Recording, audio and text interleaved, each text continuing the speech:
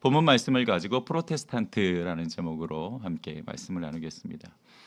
여러분 가톨릭 잘 아시죠? 이 가톨릭은 중세 유럽의 이제 봉건 제도와 손을 잡으면서 결탁하면서 거대한 권력 집단으로 변질해 버렸습니다. 그렇게 변질해 버린 로마 가톨릭에 저항해서 16세기 초반에 종교 개혁이 일어났지요. 가톨릭의 잘못된 신학, 교의, 전례 이런 전반에 걸쳐서 타락해버린 교회를 다시 회복시키기 위해 일어난 운동이 바로 종교개혁 운동이었습니다. 독일의 루터, 스위스의 츠빙글리, 그리고 프랑스의 칼뱅 등이 종교개혁의 대표적인 인물들이었습니다. 그래서 이들을 프로테스탄트라고 그렇게 불러요. 이들로부터 새롭게 세워진 교회가 바로 프로테스탄트 교회입니다. 그것이 지금의 기독교, 개신교의 뿌리라고 볼 수 있어요. 그래서 개신교를 프로테스탄트 교회라고도 부르는데요. 이 프로테스탄트 교회는 5가지의 핵심 슬로건이 있었습니다. 첫 번째로는 오직 성경으로, 그러니까 오직 말씀으로. 두 번째로는 오직 믿음으로. 세 번째로는 오직 은혜로. 네 번째로는 오직 그리스도로. 다섯 번째는 모든 영광을 하나님께. 이 5가지의 슬로건을 가지고 교회의 본질을 회복시키기 위해서 힘썼습니다. 자, 이렇게 본다면 기독교의 그 정신의 뿌리는 바로 개혁에 있었습니다. 그러니까 개혁이라는 말은 또 변혁이라는 말로 바꿔서 쓸 수 있는데요. 이 변혁이라는 말은 급격하게 바꿔가는 걸 이야기합니다. 묵었던 풍습이나 풍속이나 조직, 방법 이런 것들을 완전히 바꿔서 새롭게 만드는 것을 변혁이라고 불러요. 그러니까 기독교는 바로 이러한 변혁 위에 세워졌음을 볼 때에 우리 기독교인들이 가지고 있어야 될 정신도 바로 이런 변혁 정신인 거죠. 교회도 마찬가지입니다. 교회는 본질을 찾기 위해서 이 변혁을 두려워해서는 안 돼요. 변화와 도전을 두려워해서는 안 된다라는 거죠. 만약에 교회가 변화하지 않고 도전하지 않으면 결국 누구처럼 되냐? 가톨릭처럼 썩은 공동체가 될 수밖에 없다라는 것이 우리에게 주는 역사적 교훈입니다. 자, 다시 한번 구체적으로 말하면 성도는 예수 그리스도를 닮아가기 위해서 끊임없이 변혁되어져야 되고요. 그러니까 끊임없이 노력하고 도전해야 되고, 교회는 주인 되신 예수 그리스도를 따라 그분의 사역을 완성하기 위해서 끊임없이 변혁되어지는 도전과 노력들이 끊이지 않아야 된다는 거예요. 프로테스탄트 정신은 사실은 종교개혁가들로부터 시작된 것 같지만 좀 더 쭉 역사를 들여다보고 성경을 들여다보면 예수님으로부터 시작된 것을 알 수가 있습니다. 예수님도 프로테스탄트였어요. 예수님의 공생의 당시 유대인과 유대 지도자들은 마치 너무 썩어서 먹을 수 없는 과일처럼 변질되어 있었습니다. 그들이 지키던 율법은 하나님의 뜻을 이미 많이 벗어났고요. 그들이 유지하던 전통은 사람을 살리는 전통이 아니라 사람을 죽이는 전통이 되어버렸어요. 예수님은 그들을 향해서 눈먼 자가 눈먼 자를 인도해서 구덩이에 빠뜨리는 것 같다라고 말씀하실 정도였으니까요. 예수님은 그런 유대인의 율법과 전통에 잘못된 것을 과감하게 지적하시면서 변혁하라, 고치고 도전하라고 계속 말씀을 하셨던 겁니다. 유대 지도자들과 맞서 여러 번 싸우시기도 하셨죠. 사실 유대인들에게 예수님은 너무 변혁적이어서 거의 이단아 같은 존재였습니다. 그러니까 유대인들과 지도자들의 눈에는 손끝의 가시처럼 굉장히 거슬렸던 거죠. 왜냐하면 예수님은 지금의 그 유대인들의 율법과 전통이 잘못됐다라고 계속해서 이야기하셨기 때문입니다. 그러니까 이들은 어떻게 하면 예수님을 죽일까? 어떻게 하면 예수님을 비난하고 힐난할까? 막 거기에만 사로잡혀 있었던 거죠. 하지만 예수님은 그런 위협과 신란을 두려워하지 않으시고 교회를, 그리고 말씀을, 성전을, 그리고 공동체를 재기능하도록 본질을 회복하는데 당신의 공생애를 전부 다 투자하셔서 힘쓰셨다라는 사실입니다. 예를 들어서 가장 대표적인 것이 바로 성전 청결 사건입니다. 마태복음 21장 12절로부터 13절을 보면 예수께서 성전에 들어가서 성전 안에서 매매하는 모든 사람들을 내쫓으시며 돈 바꾸는 사람들의 상과 비둘기 파는 사람들의 의자를 둘러 엎으시고 그들에게 이르시되 기록된 바 내 집은 기도하는 집이라 일컬음을 받으리라 하였거늘 너희는 강도의 소굴을 만드는도다 라고 말씀하세요. 유대 지도자들의 이권에 의해서 타락해버린 성전을 완전히 둘러 엎으시면서 다시금 그 성전이 제 기능을 발휘하도록 기도하는 성전이 되도록 회복시키셨던 거죠. 성전의 잘못된 기능을 재기능을 할 수 있도록 다시 회복시키셨습니다. 유대인들이 보기에는 너무 변혁적이었던 거죠. 예수님은 변혁적이셨습니다. 또 누가복음 6장 1절로부터 3절을 제가 읽어볼게요. 안식일에 예수께서 밀밭 사이로 지나가실 때 제자들이 이삭을 잘라 손으로 비비어 먹으니 어떤 바리새인이 말하되 어찌하여 안식일에 하지 못할 일을 하느냐. 예수께서 대답하여 이르시되 다윗이 자기 및 자기와 함께한 자들이 시장할 때에 한 일을 잃지 못하였느냐라고 말씀하세요. 무슨 뜻이냐면 안식일에 제자들이 이제 이삭을 잘라 먹었단 말이에요. 그걸 본 바리새인들이 막 비난한 거예요. 안식일에 일하면 안 된다는데, 안식일에 일하면 안 되는데 너희 제자들은 왜 이삭을 비벼서 먹느냐.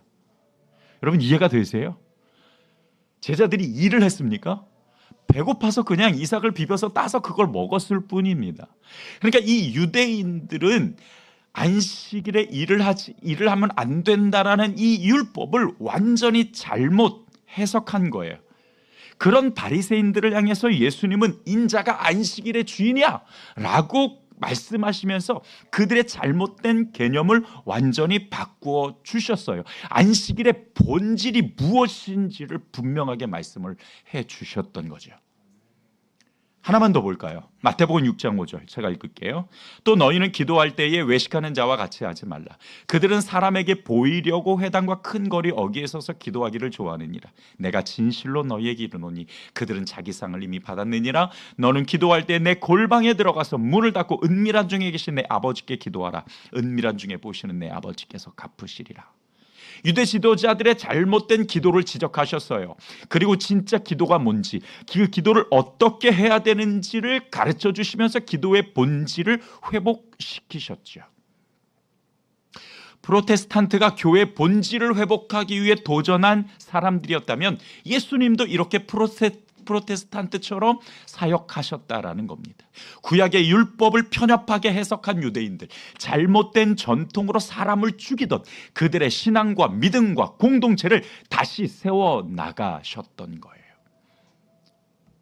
더 나아가서 우리는 변혁가였던 예수님이 본질을 회복하기 위해서 사용하셨던 그 사용 방법이 무엇인지를 들여다봐야 될 이유가 있습니다. 왜냐하면 바로 그 방법, 그 변혁의 방법에서 우리 교회가 앞으로 어떤 교회가 되어야 하는지에 대한 정체성을 우리에게 말씀을 해 주셨기 때문입니다. 특별히 오늘은 그 여러 가지의 변혁 방법 중에서 교육 방법을 들여다보고자 합니다.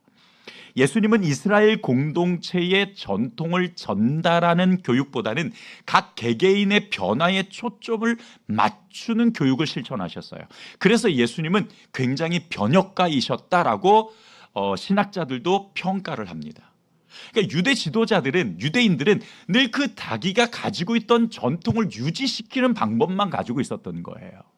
그런데 예수님은 그들의 그 방법이 아니라 각 개개인의 삶의 변화에 초점을 맞췄던 거죠. 2만 명의 무리를 놔두고 딱 12명만 택해서 교육하신 것이 바로 그 증거입니다.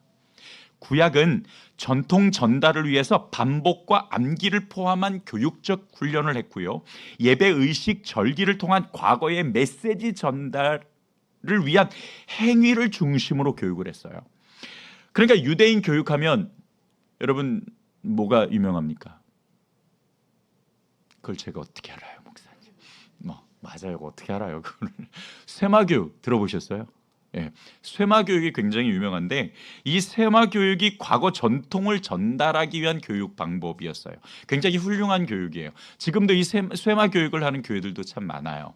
그러나 전통을 전달하는데 그 목적을 가지고 있다 보니까 개인의 변화에는 소홀할 수밖에 없었어요. 그래서 예수님께서는 그 교육 방법을 완전히 변혁하셔서 전통을 무시하지 않으시면서도 사람들 개개인의 변화에 초점을 맞춰서 새롭게 교육하셨던 겁니다. 자, 그 교육의 결과가 어떻게 드러났는지 볼까요? 여러분, 예수님께서 몇 명의 제자를 선택하셨다고요? 12명. 그 12명으로 시작한 예수님의 제자가 지금 10억 명으로 드러났습니다. 지금 전 세계 기독교 인구를 10억 명으로 봐요. 12명으로 시작한 그 제자의 숫자가 10억 명이 되었습니다. 예수님이 친히 실천하셨던 교육의 결과였어요. 자, 이게 바로 예수님의 교육 방법이었습니다. 자, 예수님이 그렇게 하셨다라는 건 교회도 그렇게 해야 된다라는 뜻이잖아요. 왜냐하면 교회는 예수님께 사역을 위임받은 곳이기 때문에 예수님의 길을 이어서 걸으라고 세우신 게 교회입니다. 그래서 교회를 예수님의 몸이라고 이야기를 하잖아요. 그러니까 교회도 예수님이 교육하셨던 그 방법대로 개개인의 변화에 초점을 맞춰야 됩니다. 우리 교회가 앞으로 양육훈련 학교를 세워서 성도 한 명 한 명을 하나님의 사람으로 온전하게 하려고 하는 것도 바로 이것 때문이에요. 예수님이 그렇게 하셨으니까 교회도 그렇게 해야 되는 거예요. 예수님이 교회의 본질을 회복하기 위해서 변혁적 방법을 사용하셨고 그 방법이 바로 12명의 제자를 선택하셔서 그들의 삶을 각각 변화시키셨던 것처럼 교회도 본질을 회복하기 위해서 가장 먼저 해야 될 것은 말씀 훈련으로 개개인의 변화를 이루어내야 되는 건 줄 믿으시기 바랍니다. 그럴 일이 없겠지만, 정말 그럴 일이 없겠지만 여러분이 만약에 이 훈련에 동참하지 않으신다면 나는 예수님의 길을 걷지 않겠습니다, 나는 제자가 되지 않겠습니다 라고 말하는 것과 같은 거예요. 굉장히 무섭죠. 굉장히 제가 윽박 지르는 것 같죠. 네, 사실은 그런 거예요. 근데 여러분, 예수님께서 나를 따라오려거든 이라고 말씀하셨어요. 이따가 나누겠습니다만 무리에게 나를 따라오려거든. 그러면 예수님을 따르지 않는 자들은 예수님을 믿는 것이라고 이야기할 수가 없습니다. 군중과 무리는 예수님을 믿지 않았어요. 그냥 신기해서 호기심으로 따라다녔을 뿐이지. 구약 성경에서는 그걸 뭐라고 이야기해요? 성전에 마당만 밟을 뿐이니라. 그러니 여러분, 반드시 양육훈련에 참석하셔서 예수님의 사역을 지속해 나갈 수 있기를 간절히 소망합니다. 먼저 제자가 되고 제자 삼으라는 예수님의 마지막 지상 명령을 우리는 실천해 가야 돼요. 우리가 예수님을 믿는다라는 거는요, 예수님을 따르는 제자가 된다라는 뜻이기도 합니다. 제자는 어떤 사람이냐? 예수님을 따르고 예수님의 모습을 닮아가는 사람이에요. 에베소서 4장 13절을 제가 바른 성경으로 읽어볼게요. 우리는 다 하나님의 아들을 믿는 것과 아는 일에 하나가 되고 온전한 자가 되어 그리스도의 충만하심에 장성한 분량에까지 이르러야 한다. 이렇게 말씀하세요. 따라서 합시다. 이르러야 한다. 이른다라는 거 뭐예요? 그 수준까지 다다르라는, 도착하라는 뜻이죠. 성경은 성도들에게 예수님을 믿는 것과 아는 일에 하나가 되래요. 왜? 온전한 자가 되어야 되기 때문에. 온전한 자가 누구예요? 예수 그리스도래요. 그 예수 그리스도의 분량한 그 수준까지 다다르는 게 온전한 거래요. 그리고 그렇게 온전한 자가 되래요. 뭐와 뭘로? 믿는 것과 아는 것으로 하나가 되어서 말이죠. 이것이 예수님을 믿고 따르는 제자의 모습입니다. 우리가 집중하고 목표를 두어야 될 부분이 바로 이 부분이에요. 여러분, 우리의 믿음은 어떤 믿음입니까? 예수님이 역사적으로 존재한다라는 것과 그분이 나를 위해 죽고 다시 살아났다는 것에 대한 정보에 동의하는 것입니까? 그게 우리의 믿음입니까? 아니죠. 그 동의는 그냥 동의일 뿐입니다. 그건 믿음이 아니에요. 동의는 그래? 예수님이 그러셨어? 그래, 그런가 보다. 그게 동의예요. 그런 동의를 믿음이라고 부르지 않아요. 우리가 가진 믿음은 그런 동의의 차원에 머물러 있지 않습니다.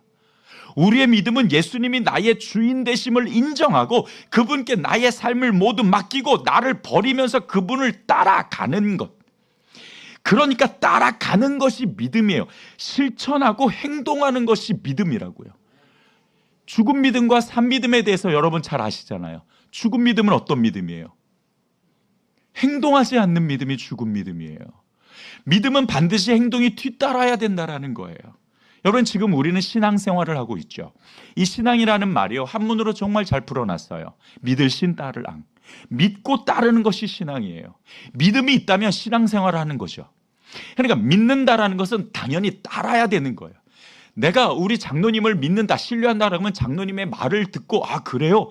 저도 그렇게 하죠 라고 따라가는 것처럼 예수님을 믿는다 하는 것은 당연히 그 따름이 반드시 있어야 되는 거예요. 그래서 예수님께서 누가복음 9장 23절에 군중에게 무리에게 이르시되 아무든지 나를 따라오려거든.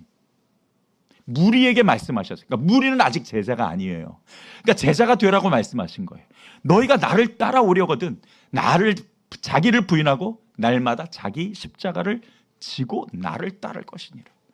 여러분, 군중은 예수님을 따르지 않아요. 앞서 말씀드린 구경하러 다니는 거지.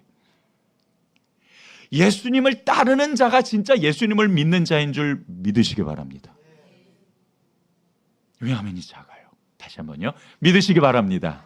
아멘. 100번 아멘이죠. 예수님을 믿는다면 예수님을 따르는 것이 당연한 거예요. 지난주에도 말씀을 드렸습니다마는 당시에 예수님을 따르는 사람 중에는 군중도 있었고 무리도 있었고 제자가 있었어요. 그러나 예수님께서는 그 군중과 무리들에게 말씀하신 거예요. 너희가 내 제자가 되라. 그리고 나를 따르려거든. 그 두 가지 제자도의 조건을 걸으셨던 거예요. 여러분, 자기를 부인한다라는 게 뭡니까? 자기를 부인한다라는 건 전적으로 자기를 포기하는 거잖아요. 자신의 과거를 포함해서 자신의 학습한 형성되어져 있는 가치관, 세계관, 삶의 태도, 방식, 생각, 말하는 방법, 이 모든 자기를 형성하고 있는 것들을 전부 포기하는 거예요.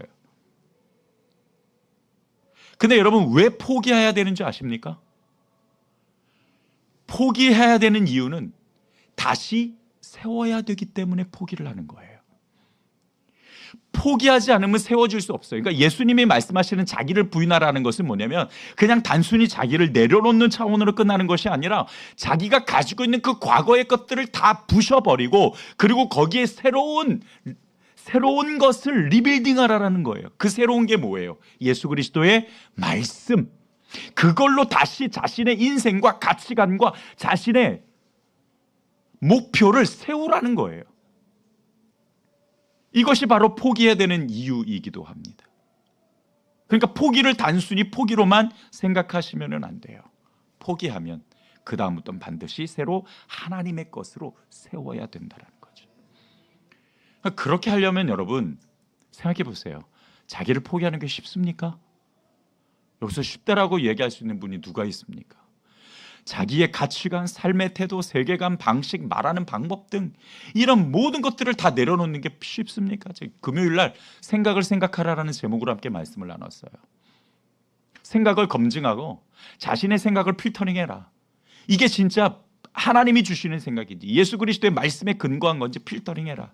그 기준의 분별력을 가져서 이게 선과 악을 구분하고 이것을 통해서 하나님이 기뻐하시는 삶이 무엇인지를 우리가 발견해 가야 된다라고 말씀을 드렸습니다. 여러분, 그렇게 하려면요, 우리는 늘 우리의 것들을, 우리 자신의 것들을 늘 파쇄시키면서 새롭게 리빌딩하는 작업들이 계속 되어줘야 돼요. 이게 너무 쉽지 않아요. 이게 뭐예요? 십자가예요.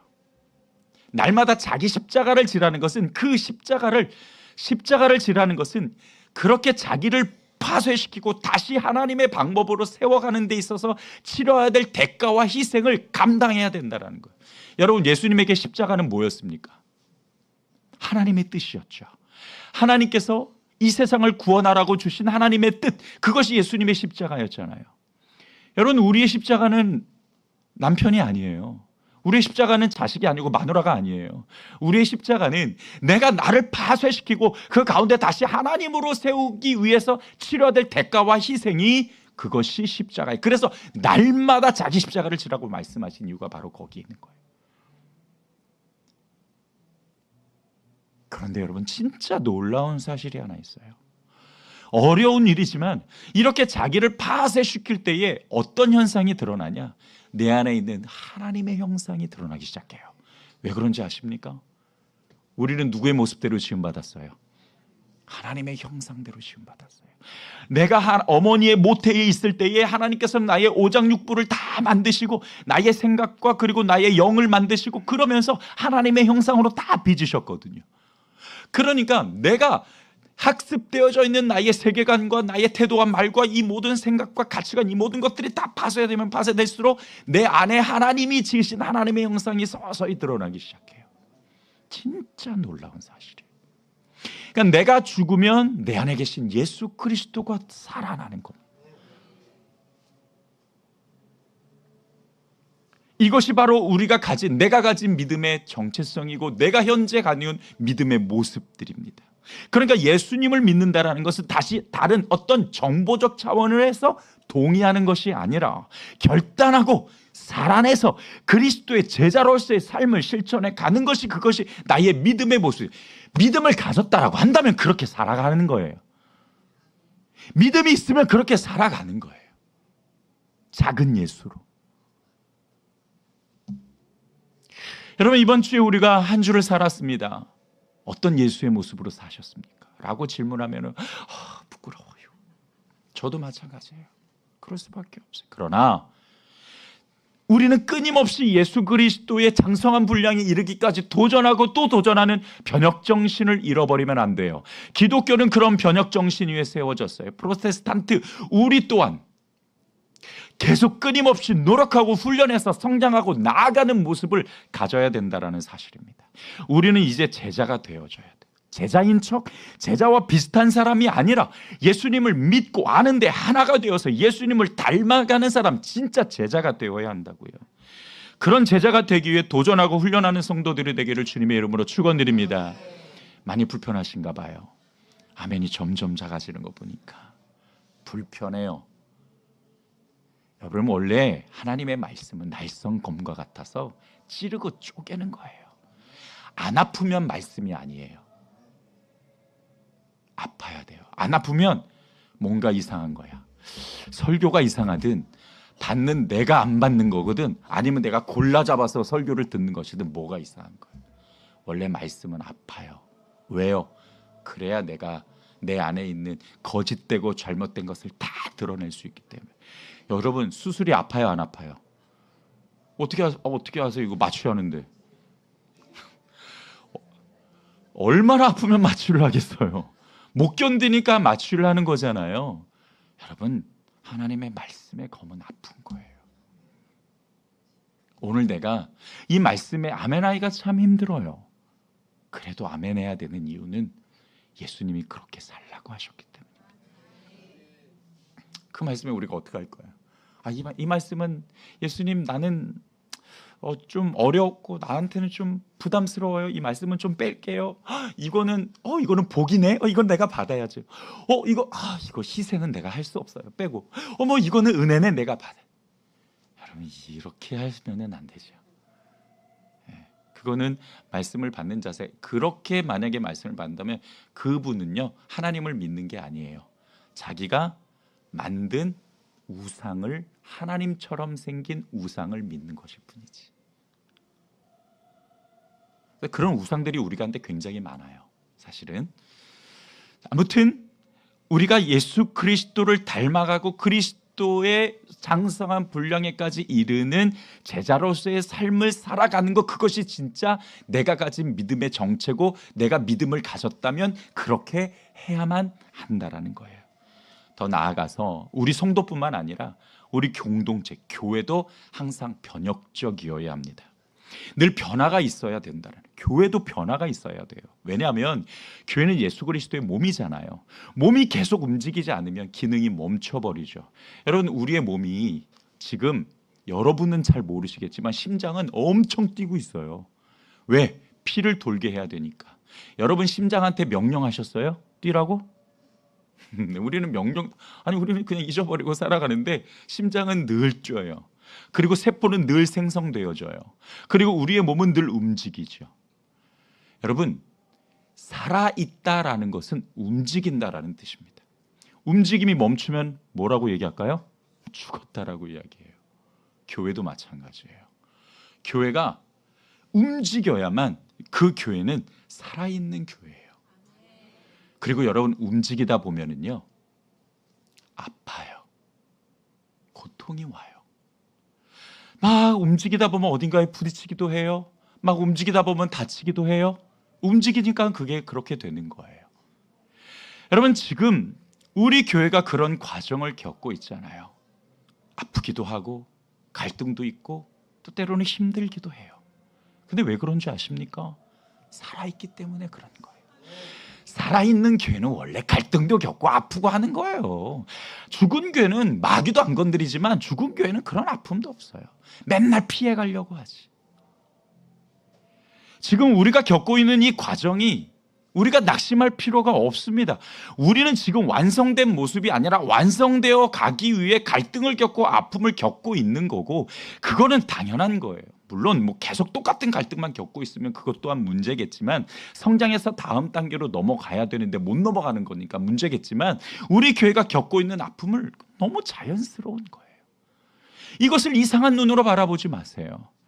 우리가 아프고 힘들어야 우리가 자라나게 되는 거예요. 자라나려면 아파야 돼요.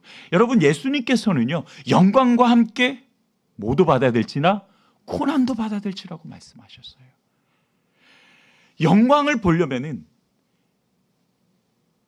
죽음이라는 십자가를 경험해야만 가능하다라는 거죠.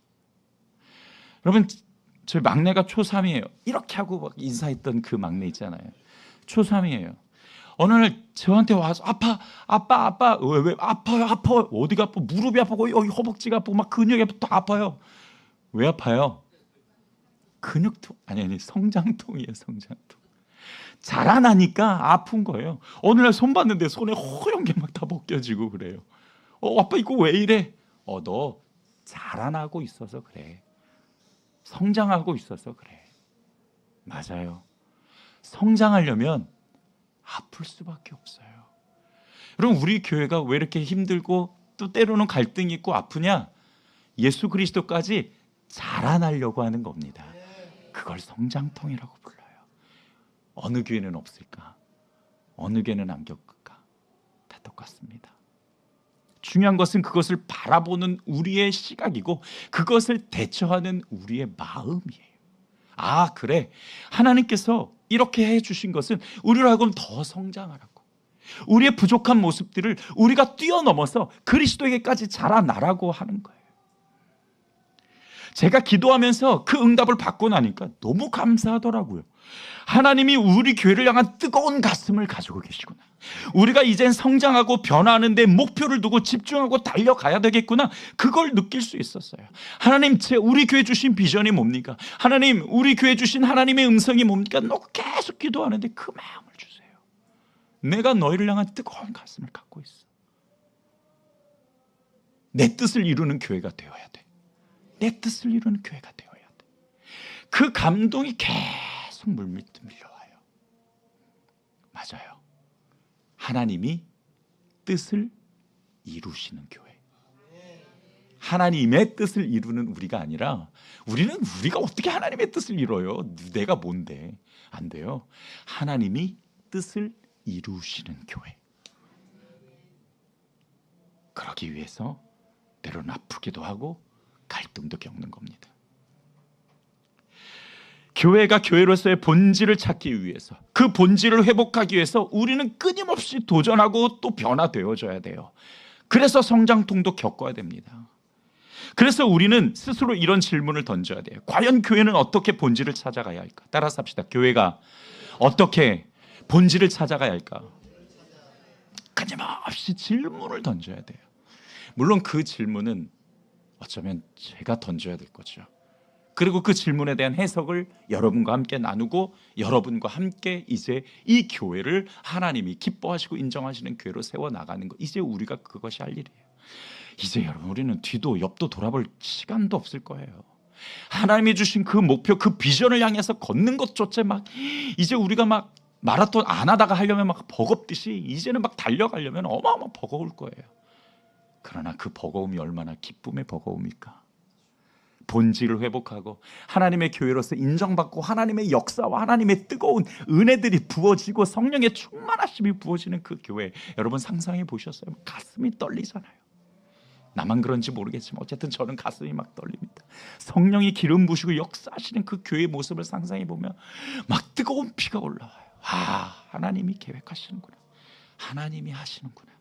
따라서 합시다. 하나님이 하십니다. 여러분 성도들을 볼 때에 꼭 그렇게 꼭 인사해 주세요. 한번 해볼까요? 하나님이 하십니다. 우리 서로 함께 인사해 봅시다. 하나님이 하십니다. 우리는 못해요. 하나님이 하게 하시는 줄 믿습니다. 오늘 본문을 보게 되면 예수님의 3대 사역이 등장하거든요. 본문 35절을 한번 좀 보도록 하죠. 예수께서 모든 도시와 마을에 두루 다니사 그들의 회당에서 가르치시며 복음 전파를 전파하시며 모든 병과 모든 약한 것을 고치시니라. 자, 예수님의 3대 사역이 뭐예요? 첫 번째 뭐예요? 가르치시고, 두 번째 복음 전파하시고, 세 번째 고치시고. 이것이 예수님의 3대 사역입니다. 예수님께서 이 사역을 하셨다라는 건 누구도 해야 된다. 네. 또 대답 안 하시 기다리려고요. 누구도 해야 된다. 우리도 해야 된다. 나도 해야 되고 우리 교회도 해야 된다. 왜? 우리는 누구를 따르는 제자다? 예수님을 따르는 제자니까 예수님이 하셨던 그 사역 우리도 연결해서 계속 해야만 돼요. 교회가 교회로서 기능을 하기 위해, 교회의 본질을 찾기 위해 바로 이 3대 사역을 우리가 실천해 가야 됩니다. 어떻게 해야 될까요? 첫 번째, 그래서 앞으로 양육 훈련에 힘쓸 겁니다. 예수님은 3년간의 공생애 동안 12명을 제자로 삼아 동고동락하면서 말씀을 가르치셨어요. 그리고 당신의 삶을 어떻게 살아내는지를 보여주셨죠. 사실 가르침은 예수님의 사역 중에서 가장 정성 들이고 집중하셨던 사역이었어요. 여러분, 교회 교육에는요, 두 가지 목적이 있어요. 첫 번째로는 성숙한 사람으로 온전하게 되는 것. 두 번째로는 하나님의 일을 감당할 수 있는 능력을 갖추는 것. 이것이 어디에 나오느냐? 디모데후서 3장 16절과 17절에 나옵니다. 너무 중요하니까 찾아서 읽어봅시다. 디모데후서 3장 16, 17.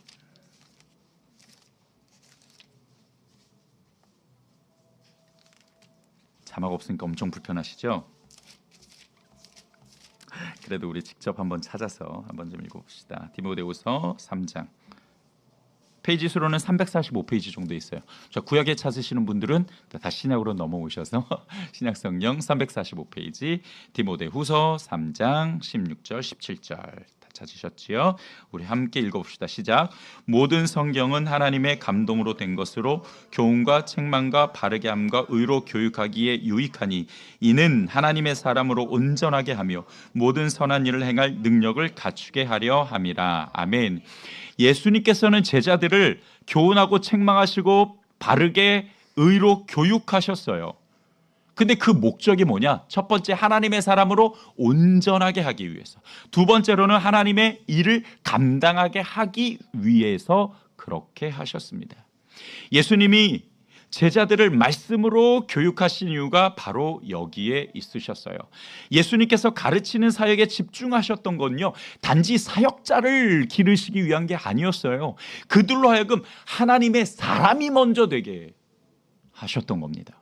여러분, 세상 교육도 그래요. 원래 제가 교육학 전공이잖아요. 교육에는 두 가지 목표가 있어요. 하나는 사람 되게 하는 거, 하나는 사회의 일원이 될 수 있도록 기능을 갖춰주게 하는 게 교회 학교의 교육 목적이에요. 두 개가 공식적으로. 근데 지금 현재 세상 교육, 학교 교육은 첫 번째를 포기했어요. 사람 되게 하는 걸 포기했어요. 그리고 오직 기능인으로만 만들죠. 그러니까 앞으로 우리 교회가 해야 될 일은 뭐냐? 사람들을, 차세대, 우리 아이들을 인성교육을 하고 하나님의 사람이 되게 만들어야 된다라는 겁니다.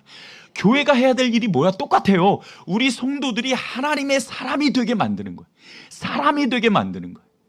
그러기 위해서 자신의 그 과거에 형성되었던 자신의 관념들, 자신의 죄의 모습들, 자신의 말, 생각, 방법들, 그 다음에 뭐 세계관, 이런 것들을 다 파쇄해야 되는 게, 하나님의 사람이 되려면 자신이 학습한 것들을 다 먼저 내려놔야 되기 때문에. 그럼 먼저 사람이 돼야 돼요. 누구의 사람? 하나님의 사람. 말씀으로 하나님의 사람이 되게 해야죠. 자, 그러면 여러분 하나님의 사람이 되시기를 바랍니다. 자, 그러면 뭐 다 되시겠죠, 알아서. 알아서 다 되실 수 있어요? 그러면 너무 좋아요. 그러실 수 있으면 가장 훌륭한 건데 알아서 되라고 하면은 못해요. 그러니까 제가 하겠다고요. 하나님이 그거 하라고 세우셨으니까 그래서 양육훈련 하겠다고요. 그래서 먼저 하나님의 사람이 되자고요. 하나님의 사람이 되고 하나님의 선한 일을 할 수 있는 능력을 갖추자고요. 하나님의 사람이 되지 않고 자꾸 하나님의 일을 하려고 하니까 하나님의 뜻과 자꾸 벗어나는 거예요. 하나님이 말씀하신 것을 이해 못하니까 유대인들, 유대 지도자들은요 계속 하나님의 뜻을 벗어나서 그 율법이 변질되었던 거예요. 배우지를 못하니까. 구약 성경에도 너는 배우고 듣고 지키라, 이 말씀이 구약 성경에서도 계속 등장해요. 이스라엘 백성들은 안 배워요. 안 들어요. 그러니까 하나님의 뜻과 자꾸 벗어나는 거예요. 우리가 양육훈련에 힘써야 되는 이유는 우리 성도들이 하나님의 사람이 되어줘야 되기 때문에, 그리고 하나님의 선한 일을 행할 능력을 갖춰야 되기 때문입니다. 물론 지금 여러분의 모습이 하나님의 사람이 아니라는 게 아니에요. 오해하지 마세요. 송 목사가 우리 하나님의 사람 아니래요, 이렇게 생각하시면 큰일 나요. 또 여러분들이 하나님의 선한 일을 하지 않고 있다라는 뜻도 아닙니다. 절대로 그런 게 아니라 앞서 말씀드린 것처럼 우리는 프로테스탄트예요. 우리는 끊임없이 그 개혁을 위해서 도전하고 또 도전하고 변화되고 또 변화되어야 될 사람들이라고요. 여러분 예수님을 닮아가는데 2개월이면 됩니까? 그럼 한 2년 정도 드릴까요? 그러면 됩니까? 평생에도 안 돼요. 그러니까 우리는 평생 도전하고 평생 변화되어줘야 되는 사람들이에요.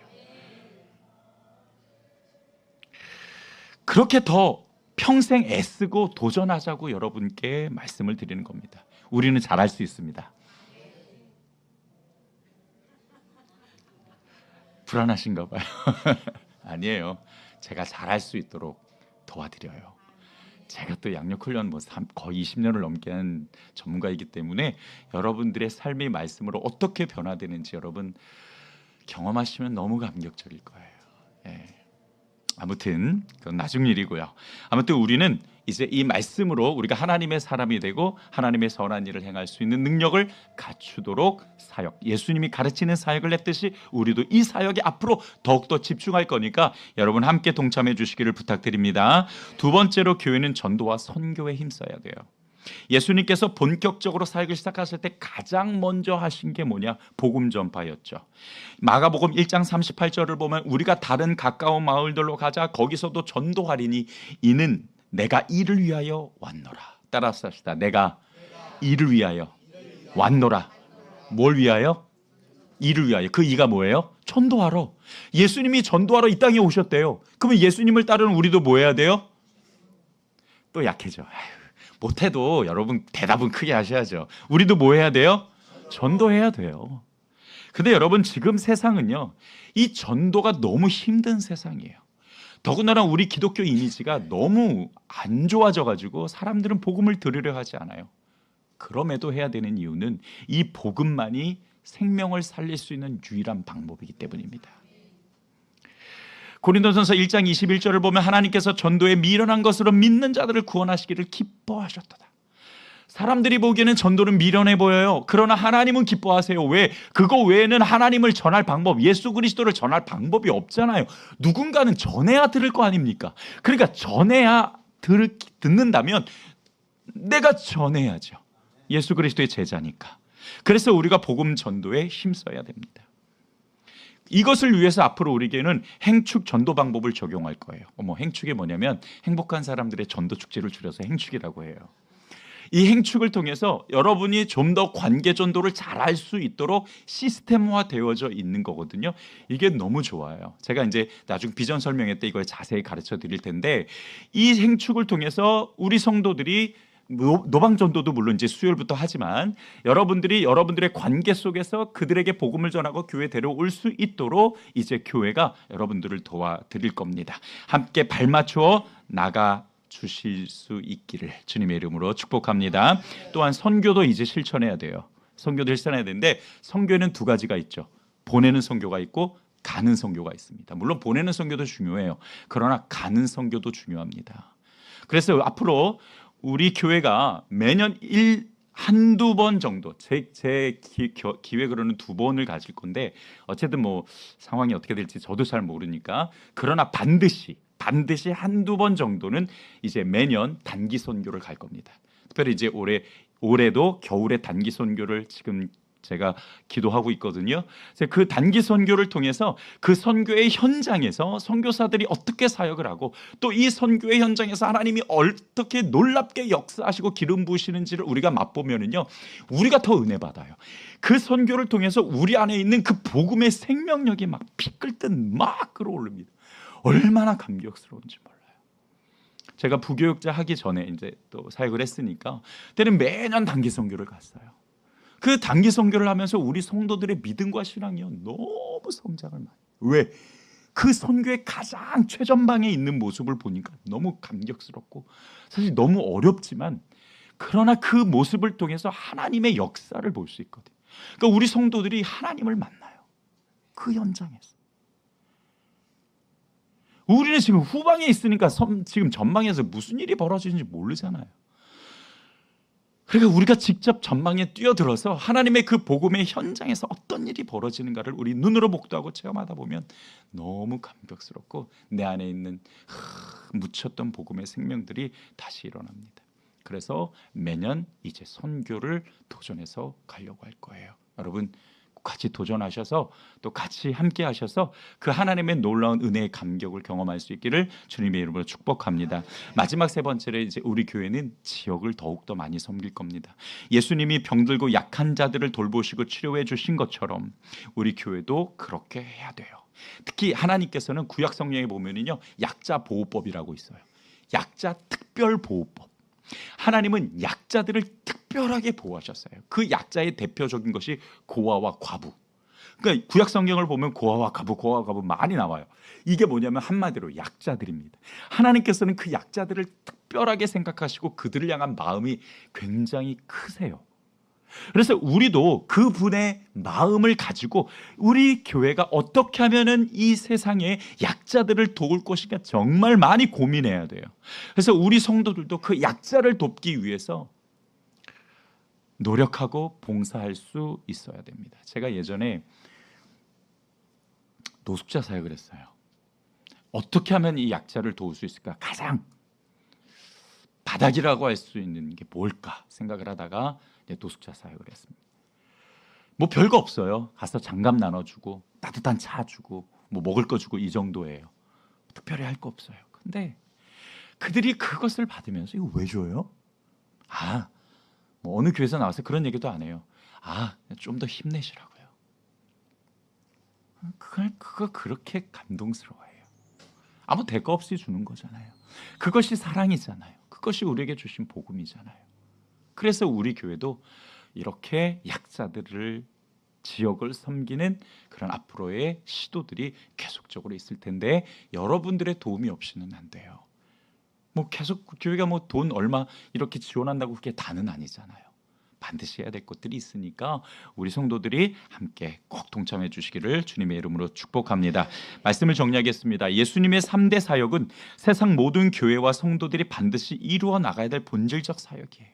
예수님께서 공생애 동안 3가지 사역에 집중하셔서 구원 사역을 이루신 것처럼 우리 교회도 예수님이 주신 3대 사역을 잘 감당할 수 있도록 노력하고 또 노력하고 도전하고 변화될 것입니다. 그래서 이제 우리는 뒤도 옆도 돌아볼 시간 없어요.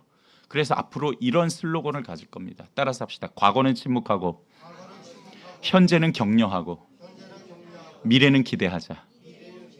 이렇게 할 거예요. 과거는 뭐 하라고요? 침묵. 이야기하지 마세요.